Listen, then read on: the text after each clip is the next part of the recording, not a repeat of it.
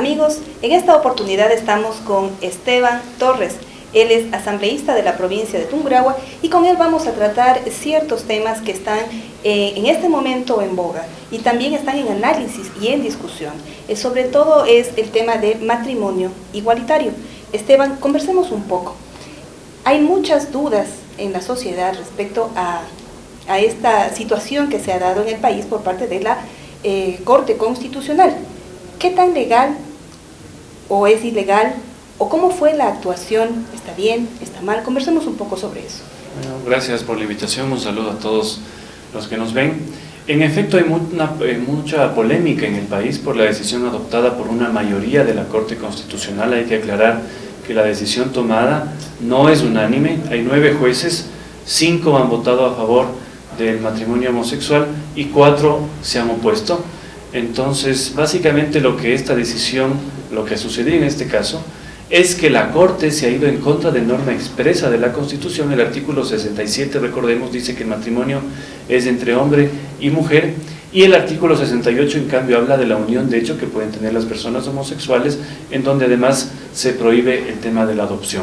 Entonces, lo que ha hecho la Corte ha interpretado una opinión consultiva, que es una opinión internacional, que no es vinculante, pero la Corte ha decidido que sí es vinculante, y se ha ido en contra de lo que dice expresamente la Constitución.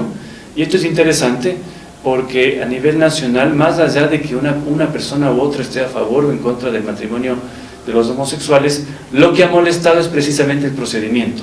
Es decir, ¿por qué no preguntaron esto al pueblo? ¿Por qué cambiaron la Constitución, que además votaron millones, con una decisión solo de 5 personas?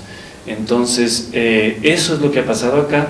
Hay un cambio que, por supuesto, permitirá el matrimonio de personas del mismo sexo cuando la sentencia sea notificada y sea de inmediato cumplimiento. Pero ahora, ¿qué sucede en este momento? O sea, ¿las parejas del mismo sexo pueden o no casarse durante este periodo, digamos, porque me parece que es de obligatorio cumplimiento, y a partir de cuándo es de obligatorio cumplimiento?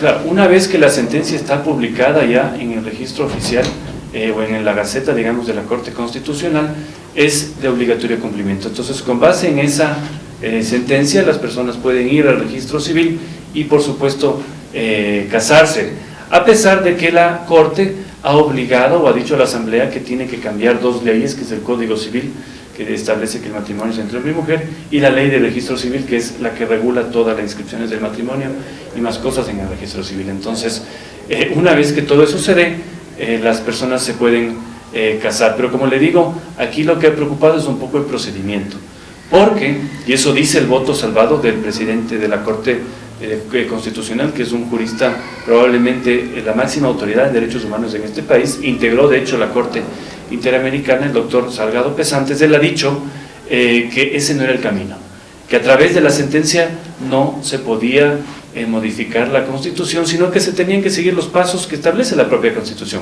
Esto es, por ejemplo, un cambio constitucional a través de la Asamblea, a través de un cambio provocado por la propia ciudadanía, o una Asamblea Constituyente, que es lo que tuvimos en Montecristi en el 2008. Entonces, solo así se podía cambiar la Constitución, y no mediante una resolución de la Corte, que, como les digo, no ha sido ni unánime, sino que ha tenido únicamente 5 de los 9 votos.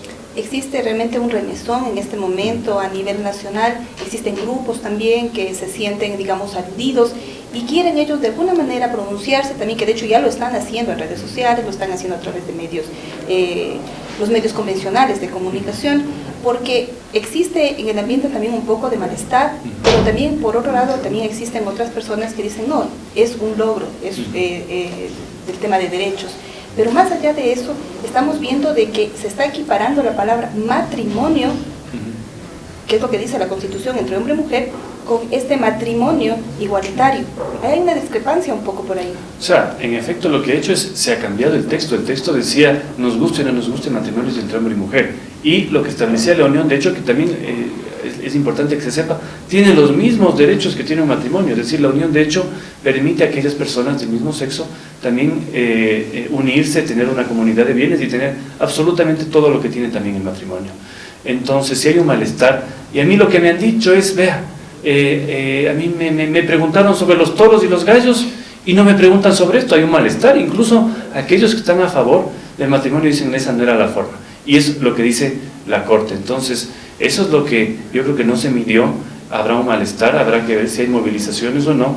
E incluso vea usted que el propio presidente de la Corte ha dicho que a través de una consulta se podría también volver a modificar esto, ratificar lo que han hecho estos jueces. Pero lo que a mí no me gusta, y eso es lo que se conoce en el mundo constitucional, es el activismo judicial. Es un activismo judicial que se busca ir más allá de la norma a través de sentencias, sin seguir los procesos que se deben seguir. Lo mismo pasa en Estados Unidos. Hay jueces, por ejemplo, que avanzan en agendas, que yo también le he dicho de frente, porque esto es un tema que no va a quedar aquí. Luego estaremos discutiendo y probablemente, si ya se dio paso al matrimonio, vendrá también la adopción por parte de parejas homosexuales. Y no falta lo que han dicho los propios activistas a nivel nacional, que esto va, por ejemplo, a un tema ya de niños trans, esto va a un tema, por ejemplo, también de eutanasia libre, como está sucediendo y se debate actualmente en España. Entonces esto no va a parar aquí. Si muchos creen que con la decisión se acaba una agenda, no, que además yo sostengo es una agenda de la nueva izquierda que busca precisamente estos cambios y que nos llama también a ciertos sectores a defender temas en los cuales hay que alzar la voz, que es el tema, por ejemplo, de la familia, el tema de la propiedad y el tema sobre todo de una sociedad que no cambie sus estructuras y que lamentablemente no tenga, ojalá, los vicios que tienen otras. Ahora, se habla también de que podría darse una consulta, pero hay otros grupos que también dicen, pero la consulta ya se dio, oportunamente, se hizo la reforma a la Constitución y la gente ya se pronunció relacionado al tema del matrimonio. ¿Para qué otra consulta si ya tuvimos ya? De hecho, digamos, el último proceso no trató como tal el tema del matrimonio. El tema del matrimonio se lo trató en la Constitución de Montecristi del 2008, es decir, el momento en que los ecuatorianos votaron, dijeron que ese quieren que sea su texto constitucional. Y la gran pregunta que yo me hago ahora es, ¿para qué tenemos constituciones entonces? Si lo que vamos a tener es una corte que interpreta la norma internacional que creen pertinente y la trae al ordenamiento jurídico ecuatoriano. ¿Para qué la Asamblea se ha pasado meses discutiendo las reformas del Código Penal, el tema del aborto, el tema del cannabis, si al final lo que va a bastar es una decisión de la Corte Constitucional diciendo yo creo que esto es lo que está bien y esto es lo que está mal? Entonces aquí no hay solo un tema de matrimonio, aquí hay un tema de el diseño institucional del Estado. Sí, y se abrió una puerta complicadísima, no solo porque se trata de matrimonio homosexual, porque esta es una puerta para que pase cualquier cosa. Yo, por ejemplo, le digo, yo estoy, eso he dicho en medios, yo estoy a favor de la castración química para pedófilos y violadores de niños. Actualmente no se puede por parte de la Constitución. Yo podría también, como ciudadano ahora, decirle a la Corte, permítame que se haga lo que no permite la Constitución. Entonces, han abierto una ventana muy peligrosa, muy peligrosa. Ahora también se ha dicho, y en algunos medios también está, por parte de algunos grupos, de que quienes aprobaron y que son miembros de esta Corte, fueron, anteriormente de ser jueces, fueron activistas, es decir, juez y parte.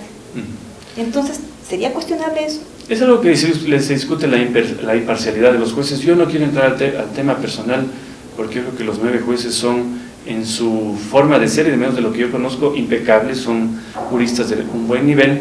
Yo lo que sí discuto es su decisión acá y también su posible agenda, el hecho que le digo el activismo judicial de buscar temas que no nos permite la ley. Entonces, si ya existe una imparcialidad de ellos o algún tema que no podían estar en la Corte, será distinto. Pero en un principio lo que se tiene que cuestionar es su decisión y ver también cómo queda el país luego de esto.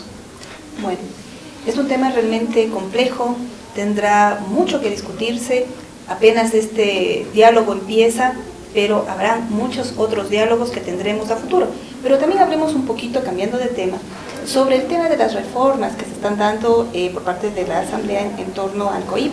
¿Cuáles son esas reformas últimas que estamos viendo? Bueno, ya está en segundo debate. Entiendo que el presidente de la Asamblea lo pondrá en las próximas semanas en la Asamblea, y son reformas al Código Orgánico Integral Penal en varios ámbitos. En el tema, por ejemplo, de la anticorrupción, hay varias medidas que se llaman, por ejemplo, empiezan por lo que es el comiso, que es una forma de la cual se puede retirar, si se puede decir, bienes que mal habidos o producto de la corrupción, incluso antes de que haya sentencia ejecutoriada, es uno de los temas.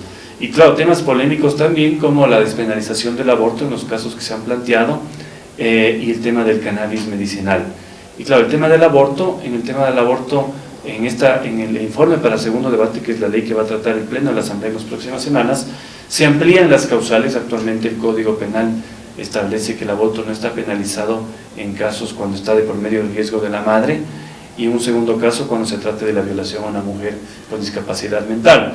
Lo que se ha hecho ahora es, se ha incrementado, digamos, los tipos penales, y el aborto estaría despenalizado en temas como la violación, el estupro, la inseminación no consentida y el incesto, que es un delito que se incorpora en esta reforma.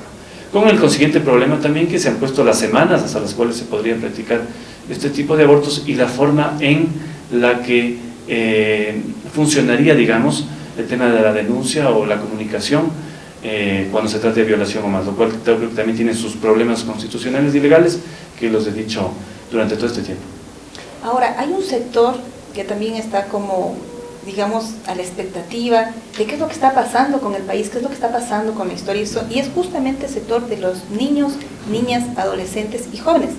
Ellos básicamente no saben en este momento qué es realmente lo que está pasando con el país en el tema de las leyes que se están aprobando, no porque ellos no puedan discernir, sino porque sencillamente hay demasiada información alrededor. ¿Y qué podríamos decir de esa población que está mirando a los adultos que están tomando decisiones que les va a afectar de alguna u otra manera al convivir de este grupo humano?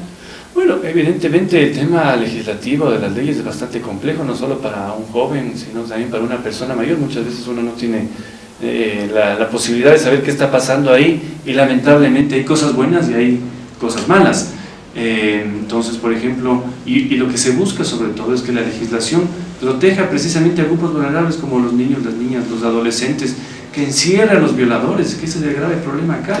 El Estado no es ni siquiera capaz de regular lo que está pasando en las cárceles. Entonces yo creo que hay que ir paso a paso y bueno, siempre velando por los intereses de los ciudadanos. Esteban, usted es un joven político.